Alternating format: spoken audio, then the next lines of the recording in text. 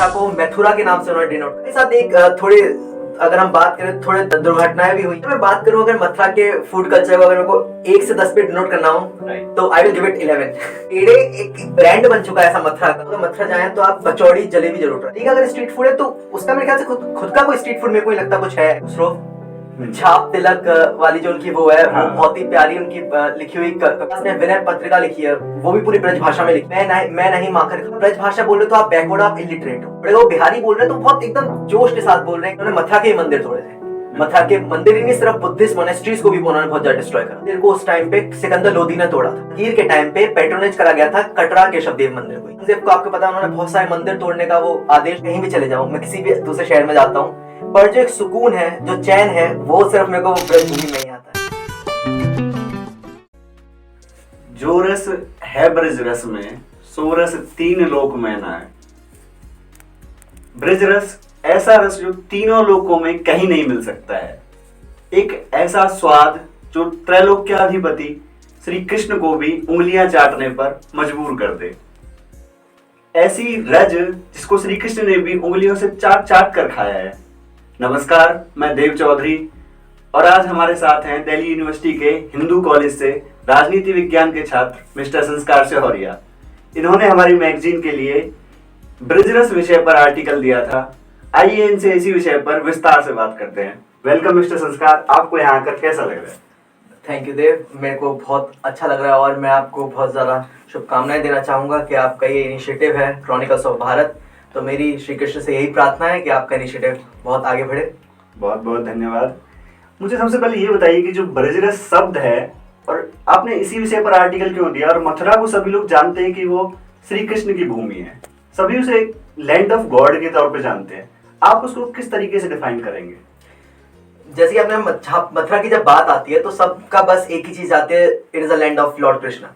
But अगर हम मथुरा के इतिहास को उठाएं देखें तो just being a land of Lord Krishna वो एक बहुत बड़ा उसका इतिहास रहा है। अगर हम रामायण के अंदर भी देखते हैं तो वहां पे ही मथुरा का हमको जिक्र मिलता है, जहाँ पे कैसे शत्रुघ्न ने एक राक्षस रहता था यहाँ पे लावणासुर, उसने बहुत ज्यादा एक भय का माहौल बना रखा था पूरे मथुरा के अंदर। और वहां पे शत्रुघ्न आते हैं और लावणासुर को मारते हैं और वहां पे फिर उनको उपाधि मिलती है मथुरा नरेश की। पर एक इंटरेस्टिंग बात यहाँ पे ये है कि उस टाइम पे मथुरा था ही नहीं, उस टाइम पे मधुबन हुआ करता था। और मधुबन उसको इसलिए कहा जाता है क्योंकि वहां पे बहुत घने और बड़े जंगल हुआ करते थे। तो जब लावणासुर को उन्होंने हराया शत्रुघ्न ने, तो वहां पे सारे जंगल साफ वाफ करवाए उन्होंने और फिर वहां पे उन्होंने अपना राज्य बनाया। तो वहां पे वो मथुरा नरेश बने और वहां पे मथुरा का आप एक तरीके से समझ सकते हैं उस टाइम पे मथुरा की एक तरीके से स्थापना हुई थी। स्टार्ट वहां से हुआ मथुरा? हाँ, वैसे कैसे वहां से स्टार्ट हुआ, पर मथुरा नाम भी काफी टाइम बाद उसका पड़ा है। अच्छा, उस टाइम पे भी नहीं पड़ा? नहीं, उस टाइम पे नहीं पड़ा। वहां पे उस टाइम पे वो मधुबन था, फिर मधुपुरा भी बना, फिर मथुरा एक तरीके से आप समझ सकते हैं उसकी राजधानी बन गई शत्रुघ्न की। अच्छा, तो अब हम आगे चलते हैं तो आगे जाके हम देखते हैं कि अगर हम विदेशी इतिहासकारों की भी बात करते हैं, वहां पे मेगस्थनीज ने भी मथुरा का जिक्र करा है। वहां पे मथुरा को मथुरा के नाम से उन्होंने डिनोट करा है, METHORA। तो वहां पे उन्होंने डाला है कि मथुरा के अंदर किस तरीके से एक विविड कल्चर उनको मिला था, जहाँ पे बुद्धिज्म, ब्राह्मणिज्म और जैनिज्म का एक कॉन्फ्लुएंस मिलता है पूरा। और अगर हम आगे प्लॉटमी की भी बात करते हैं तो प्लॉटमी ने भी इस मथुरा के बारे में बताया कि किस तरीके से उन्होंने मथुरा को सिटी ऑफ गॉड के नाम से डिनोट करा है। अच्छा, फर्स्ट टाइम वहां से आया सिटी ऑफ गॉड, कह सकते हैं ऐसा कि प्लॉटमी के हमें कार्य में मिलता है किस तरीके से उन्होंने मथुरा को डिनोट करा है। और आगे अगर हम अपना भी इतिहास देखते हैं, एंशिएंट हिस्ट्री देखते हैं, मिडिवल हिस्ट्री देखते हैं, तो हमने देखा मथुरा के अंदर बहुत सारी डायनेस्टीज आई, बहुत सारी डायनेस्टीज ने उधर रूल करा है। स्टार्टिंग में सुरसेन डायनेस्टी जिसकी राजधानी मथुरा रही थी, उसके बाद इधर गुप्ताज आए और फिर मिडिवल के अंदर पूरा मुगल्स का रूल चला था। बट अगर हम एक पर्टिकुलर ऐसी डायनेस्टी पिक करें जहाँ पे मथुरा का आर्ट एंड कल्चर एकदम पीक लेवल पे पहुंचा था, तो मैं उसको बोलूंगा शायद कनिष्क के टाइम पे। कुशाना डायनेस्टी के अंदर कनिष्क राजा थे तो फर्स्ट AD के आसपास, तो उन्होंने उस टाइम पे मथुरा का जो कल्चर था, आर्ट एंड कल्चर था, स्पेशली मथुरा का आपने सुना होगा art forms, Mathura sculpture forms, तो वो बहुत यूनिक माना जाता है पूरे वर्ल्ड के अंदर। तो वहां की जो बुद्धा की जो अगर आप स्कल्पचर देखेंगे उसको भी बहुत यूनिक माना गया है। किस तरीके से बुद्धा का जो लेफ्ट हैंड रहा है उनकी थाई के ऊपर बनाया गया है और उनके जो पीछे ऑरा आ रहा है वो थोड़ा ज्यादा बड़ा है और रेड सैंडस्टोन की जो बारीकियां दिखाई गई हैं वो बहुत प्यारा है। तो अगर आप देखेंगे तो बहुत अच्छा लगता है देखने में। हाँ, मैंने शायद नेशनल म्यूजियम में देखी भी है। हाँ जी, वो नेशनल म्यूजियम में बिल्कुल आपको मिलेगा। तो वो एक मथुरा की एक यूनिकनेस है। अभी पर मथुरा के साथ एक थोड़े अगर हम बात करें थोड़े दुर्घटनाएं भी हुई हैं। अगर हम देखें तो बहुत सारा इन्वेजन्स उधर मिलते हैं हमको। हाँ, वो तो मोहम्मद गजनी से स्टार्ट करते हैं, सिकंदर लोदी पे आते हैं, फिर अब्दुल शाह अब्दली पर हम लोग आते हैं। तो इन्वेजन्स भी काफी सारे मथुरा के अंदर रहे हैं। बट आप यही कहिए कि कोई खासियत है मथुरा की, या वो देव भूमि है ऐसी, श्री कृष्ण की भूमि है, या राधा रानी का आशीर्वाद कहिए, इन सब के बावजूद मथुरा आज भी एक सप्तपुरी में से एक है। आगे अगर हम बात करें तो जैसे आप अभी फिलहाल दिल्ली में रहते हैं और मथुरा का जो फूड कल्चर है वो एकदम ही डिफरेंट है यहाँ से। एक मतलब वहाँ का जो स्वाद है वो एकदम बड़ा लाजवाब। तो वो अब दिल्ली से कैसे उसे डिफरेंशिएट कर देगी, यहाँ के कैसा लगता है आपको? अगर मैं बात करूं अगर मथुरा के फूड कल्चर को, अगर मेरे को 1 से 10 पे डिनोट करना हो तो आई विल गिव इट 11। वाह। क्योंकि आप मतलब मेरे को थोड़ा बायस कहिए या कुछ भी कहिए, मैं उधर से पैदा हुआ हूं तो शायद मेरी वो मन के अंदर ऐसा बन गया है। बट अगर आप मथुरा की फूड कल्चर को देखेंगे तो वो दिल्ली से तो बहुत ही ज्यादा अलग है। बिल्कुल। क्योंकि अगर आप मथुरा में जाएंगे तो वहाँ पे अगर हम कलिनरी टेस्ट की जो हम बात करते हैं तो वहाँ पे आप स्टार्ट करते हैं, आप पेड़ा से स्टार्ट करते हैं। तो जब पेड़े का हम नाम सुनते हैं हमारे दिमाग में एक चीज आती है, ब्रजवासी। इसके अलावा तो कोई नाम आ भी नहीं सकता। बिल्कुल सही बात है। तो ब्रजवासी की आप जाएंगे दुकानों के ऊपर, आप देखेंगे कि इवन फेस्टिव सीजन के टाइम पे भी, या फिर आप मथुरा से अगर आप कहीं जा रहे हैं बाहर तो आप सोचेंगे चलो हम अपने दोस्तों के लिए कुछ लेके चलते हैं।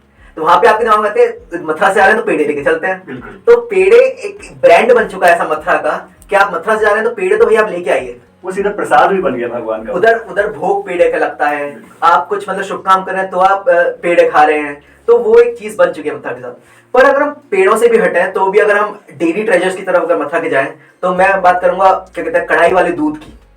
कढ़ाई वाला दूध आप मतलब जाएंगे उधर लोकल मैरिजेस में आप जाएंगे मथुरा की तो उधर लाइनें लगी हुई हैं दूध लेने के लिए। वहां पे महाराज जी बैठे हुए हैं, दूध को छान रहे हैं, फेंट रहे हैं, उसके लिए वो मलाई डाल के दे रहे हैं। तो वो एक अलग स्वाद मिलता है उस दूध का, मजा आ जाता है एकदम। और लस्सी की भी आप बात कर सकते हैं। लस्सी आप जाएंगे, शंकर हलवाई के हमारे यहाँ लस्सी मिलती है, बहुत फेमस है, आप जाइए बिल्कुल पिएगा, बहुत अच्छी लस्सी है वो। और अगर हम कुछ स्पाइसी चीजों पे अगर हम आते हैं तो मैं बोलूंगा आप अगर मथुरा जाएं तो आप कचौड़ी जलेबी जरूर ट्राई करें, उसकी सब्जी के साथ। क्योंकि मथुरा की जो सब्जी है वो उसमें अपने आप में यूनिकनेस है।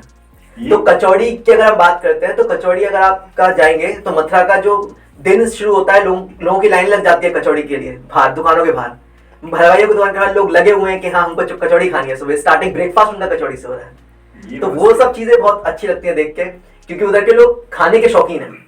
और मथुरा का स्ट्रीट फूड कह लीजिए या फिर उधर का मतलब लोकलाइज टेस्ट कह लीजिए, वो लोगों को बहुत ज्यादा अपनी तरफ आकर्षित करता है। तो आप उसको रेजिस्ट कर ही नहीं पाएंगे। बिल्कुल ही तो है। के बारे में इतना बताया, वहाँ के फूड कल्चर के बारे में, वहाँ कैसा कैसा फूड मिलता है। तो आप मथुरा मतलब जो ब्रज मंडल है पूरा, उसके स्ट्रीट फूड में और जो दिल्ली का जो स्ट्रीट फूड है, जैसे यहाँ का स्ट्रीट फूड एकदम ही अलग है वहाँ से, तो उसमें क्या डिफरेंस आपको लगता है? डिफरेंस मैं इतना ज्यादा बोलूंगा नहीं उसके बारे में, बट अगर मैं कुछ चीजें अगर पॉइंट आउट करूँ तो मेरे अकॉर्डिंग जो दिल्ली का जो स्ट्रीट फूड है वो बहुत ज्यादा नॉर्थ इंडियन टेक्सचर ओरिएंटेड है। अगर आप जिस तरीके से मैं बात करूँ, अगर यहाँ के अगर हम स्ट्रीट फूड की बात करें तो लोगों की जुबान पे आता है छोले भटूरे, छोले कुलचे। और अगर कोई नहीं मिला तो थोड़ा नॉर्थ ईस्ट का कल्चर आता है, मोमोज खाते हैं। जिस दिल्ली में देखो चांदनी चौक पे छोले भटूरे के नॉर्थ ईस्ट का मोमोज खाने लगे। तो वो दिल्ली का अगर स्ट्रीट फूड है तो उसका मेरे ख्याल से खुद का कोई स्ट्रीट फूड मेरे को नहीं लगता कुछ है as such. It is just confluence of major states, जैसे कि अगर नॉर्दर्न साइड में तो पंजाब का थोड़ा इन्फ्लुएंस पड़ रहा है उसके ऊपर, और अगर इस तरफ से नॉर्थ ईस्ट के लोग अगर माइग्रेशन इधर हो रहा है तो उनका थोड़ा फूड इंट्रोड्यूस हो रहा है। तो it is a Confluence of each and every culture. वहीं पे अगर हम मथुरा के स्ट्रीट फूड की बेसिकली बात करें तो बहुत ज्यादा लोकलाइज्ड है उसका खुद का। जैसे कि हम चाट की बात करते हैं, आलू टिक्की की बात करते हैं, तो बहुत ज्यादा लोकलाइज्ड उनका स्ट्रीट फूड है कि वो वहां पे ही मिल रहा है और एक तरीके से ओरिजिनेट ही वहां से हो रहा है। जैसे कि मैंने आपको बहुत सारी चीज बताई, उनकी कचौड़ी की बात करी, तो कचौड़ी के अंदर अगर मैं बात करूँ तो डुबकी वाले आलू जो उसकी सब्जी है कचौड़ी की, वो भी उसकी एक्चुअली यूनिकनेस है। मैं कुछ दिन पहले पढ़ रहा था इसके बारे में, तो मेरे को पता चला इसके बारे में, मैं बहुत शॉक्ड हुआ और काफी ज्यादा शर्म भी आई अपने ऊपर कि हम बचपन से वो सब्जी खा रहे हैं, हमें यही नहीं पता है सब्जी भी यूनिक है यहाँ की। तो मेरे को पता चला कि डुबकी वाले आलू उस सब्जी का नाम है जो हम कचौड़ी के साथ खा रहे हैं। उसकी यूनिकनेस इसलिए ज्यादा है क्योंकि उस सब्जी को वो लोग ऐसे बना रहे हैं कि पहले जो उनको जो आलू हैं उन आलूओं को दही की ग्रेवी के अंदर वो करा जा रहा है, उनको बनाया जा रहा है, उबाला जा रहा है, ताकि उनका जो मैग्नेट हो रहा है पूरे आलूओं का तो वो दही की ग्रेवी में हो रहा है, जिसका अलग ही टेक्सचर आ रहा है। और साथ साथ उसके ऊपर स्पिनच डाल रहे हैं वो, तो जो ग्रीन कलर जो उसके ऊपर आ रहा है वो बहुत यूनिक है, वो कहीं और मिलती भी नहीं मिलती है वहाँ पे। तो जब मैं दिल्ली आया, मैंने कचौड़ी खाई, तब मेरे को पता चला कि हाँ कुछ चीज अलग है। जब सर्च करा तब पता चला ये चीज अलग है कि इधर की सब्जी अलग है उधर से, तो वो थोड़ा उसका फर्क पड़ जाता है। बाकी अगर मैं और अगर ऐसे कुछ बोलता हूँ कि दिल्ली का स्ट्रीट फूड खराब है, तो मैं खराब नहीं कहूंगा, बट ये कह सकते हैं हाँ, मेरी जुबान पे अगर उधर का स्ट्रीट फूड है, मेरी जीभ पे उसका टेस्ट आ गया है, तो हाँ, मेरे को कहीं ना कहीं वो थोड़ा अंतर दिखता है उस चीज का। हाँ नहीं, एक और चीज भी है ना कि वहाँ का स्ट्रीट फूड थोड़ा हेल्थ के लिए भी ठीक है, यहाँ वाला तो काफी मतलब हो जाता है कि हेल्थ पे भी डिपेंड करता है कि कैसा हाँ, बट एक चीज है, अगर हम स्ट्रीट फूड खाने जाते हैं तो हम हेल्थ देखते ही नहीं है। आगे अगर हम बात करें, जैसे कि स्ट्रीट फूड पर हमने बात की, काफी सारे फूड कल्चर पे बात की ब्रजमंडल के, वहीं एक और ऐसी चीज है जो बहुत लंबे टाइम से ब्रज की बहुत ऊपर थी, जैसे कि लैंग्वेज के मामले में अगर हम देखते हैं तो पुरानी जो टाइम की लैंग्वेज है, पाली से प्राकृत और प्राकृत से अपभ्रंश की तरफ आना, अपभ्रंश के बाद जो लिटरेचर में सबसे ज्यादा भाषा यूज हुई हिंदी लिटरेचर में या इंडियन लिटरेचर में मेनली, वो ब्रज भाषा थी। बिल्कुल। बट अगर अभी कुछ टाइम से देखें, मतलब 100-200 साल का अगर हम गैप देखें, तो उसमें पूरा ब्रज भाषा का कुछ खास देखने को मिलता नहीं है उतना। तो इस भाषा के डिक्लाइन के पीछे आपको क्या कारण लगता है? आपने ब्रज भाषा के डिक्लाइन की बात करी, तो मैं ये समझता हूँ कि डिक्लाइन तो चलिए बहुत बात की बात है, पहले हम देखते हैं कि हुआ क्या ब्रज भाषा के अंदर। तो हम ब्रज भाषा में देखते हैं तो हम मेरे 3-4 लोगों के मेरे को नाम याद आते हैं। एक तो आमिर खुसरो, छाप तिलक वाली जो उनकी वो है, हाँ। वो बहुत ही प्यारी उनकी लिखी हुई कविता है, जिसको उन्होंने कव्वाली के तरीके से लिखा था, और वो इतनी ज्यादा फेमस हुई कि आगे चल के मतलब उसके ऊपर गीत बने हमारे बॉलीवुड के अंदर, और काफी सारे आजकल के जो नए नए आर्टिस्ट आ रहे हैं वो भी इसके माध्यम से बहुत ऊपर उठ रहे हैं। छाप तिलक सब छीने, तो वो उसके अंदर एक बहुत अच्छी चीज आपको देखने को मिलेगी कि वो गाना जो उन्होंने लिखा था, जो कव्वाली के फॉर्म में उन्होंने लिखा था, उसके अंदर ये बता रहे थे कि किस तरीके से अगर आपका डिवाइन पावर के साथ जब आपका ग्लैंस मिल रहा है तो क्या आपकी और आपकी बॉडी के अंदर फील हो रहा है। तो बहुत ही अच्छी तरीके से उन्होंने पूरी चीजें बताई हैं। और साथ साथ अगर हम और भी कवियों की बात करें, तुलसीदास ने विनय पत्रिका लिखी है, वो भी पूरी ब्रज भाषा में लिखी है। और भी बड़े कवि सूरदास रहे हैं, वो तो सबसे बड़े कवि माने जाते हैं ब्रज भाषा के, तो सूरदास ने भी उसके लिखे हैं। तो उनका एक गीत था कि मैया मैं नहीं माखन खायो, तो वो गीत आपने बहुत सुना होगा, जो बी.आर. चोपड़ा की महाभारत आई थी उसमें भी वो गीत था। तो वो गीत, उसकी कुछ खासियत थी कि किस तरीके से वो गीत उन्होंने बनाया सूरदास ने, कि वो पूरा किस तरीके से श्री कृष्ण जब कान्हा जी के अवतार में थे तब उन्होंने किस तरीके से माटी खा रहे हैं, तो मैया आके उनको रोक रही है कि तुम माटी क्यों खा रहे हो, तो वो पूरा कह रहे हैं कि छुपा रहे हैं माटी अपने हाथ से, कि दिख रहा है माटी लगी हुई है फिर भी छुपा रहे हैं। तो वो उसको बता रहे हैं कि मैंने माखन नहीं खाया, पर फिर भी उनके लगा हुआ है माखन। तो बहुत ही अच्छी उन्होंने रचना करी है सूरदास ने। तो इतने बड़े बड़े उसके अंदर कवि रहे हैं, पर फिर भी अगर उसका कहीं ना कहीं डिक्लाइन आया है, तो मैं समझता हूँ उसके डिक्लाइन का एक रीजन ये भी रहा है कि लोगों ने एक्चुअली समझा नहीं कि ब्रजभाषा है क्या।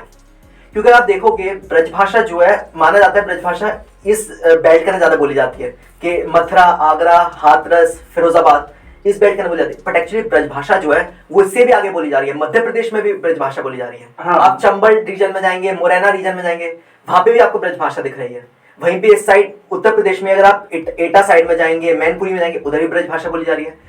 तो ब्रजभाषा इतनी ज्यादा वेरिड हो गई, इतने ज्यादा वेरिएशंस उसके आते चले गए कि जो ओरिजिनल ब्रजभाषा थी वो कहीं ना कहीं लुप्त हो गई। तो उसका एक रीजन ये भी है कि लोगों ने ब्रजभाषा को एक बैकवर्डनेस के साथ भी जोड़ना शुरू कर दिया, कि अगर आप ब्रजभाषा बोल रहे हो तो आप बैकवर्ड, आप इलिटरेट हो। तो जिस तरीके से माइग्रेशन हुआ, अर्बनाइजेशन हुआ हमारे इंडिया के अंदर, तो जो लोग माइग्रेट होके शहरी रीजनों के अंदर आने चालू हो गए, शहरी जगह पर, तो वो जो ब्रजभाषा थी वो कहीं ना कहीं उनके पीछे छूटती चली गई।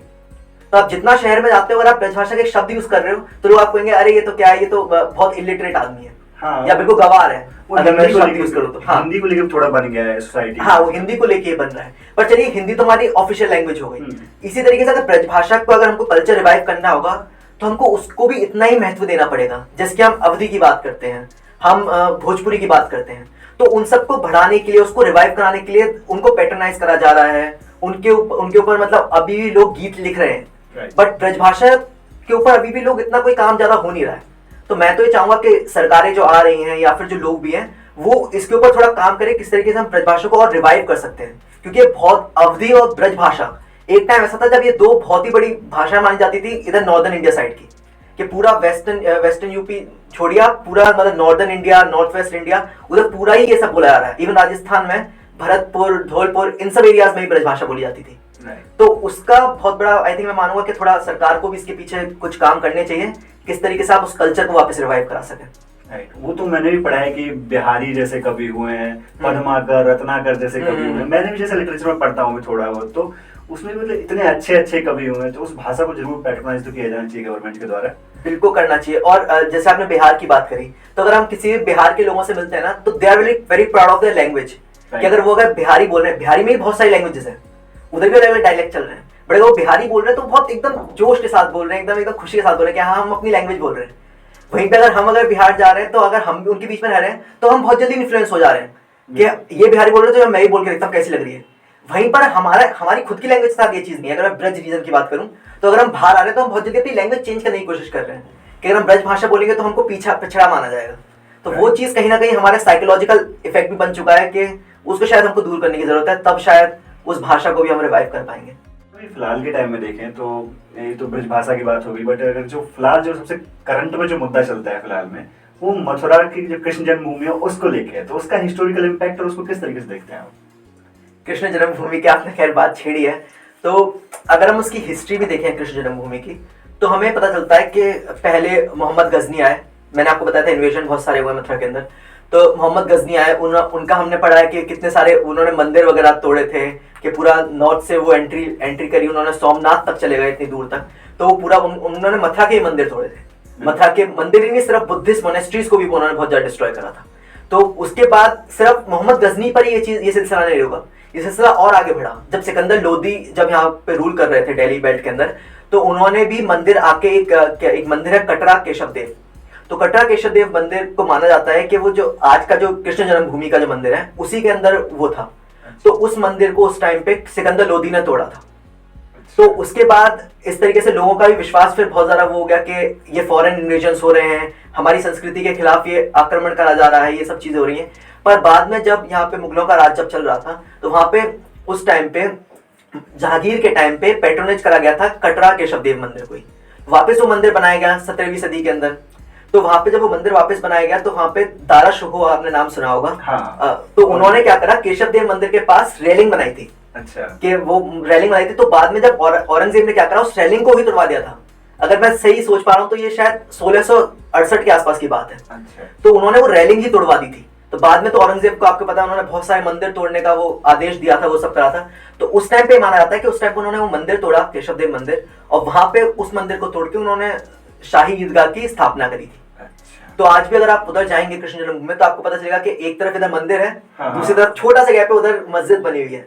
आप देखोगे तो आपको पूरा ऐसा लगेगा कि हाँ यहाँ पे इंडिया खड़ा है, यहाँ पे पाकिस्तान खड़ा है। तो एकदम लोग ऐसे बहुत सिक्योरिटी उधर रहती है क्योंकि काफी ज्यादा कम्युनल एरिया है वो।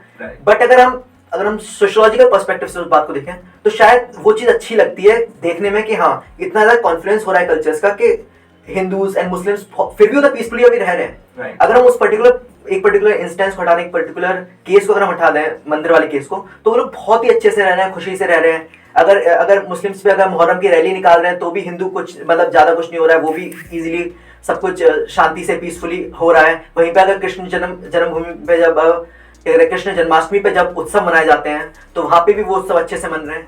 तो वो बहुत ही अच्छा वो देखने को मिलता है आपको, इंटरमिंगलिंग ऑफ कल्चर्स। बट अगर पर्टिकुलर केस है तो मैं समझूंगा वो केस अभी सब्जुडाइज है, कोर्ट के अंदर चल रहा है, तो वो आदेश देना ज्यादा बेहतर है। बिल्कुल।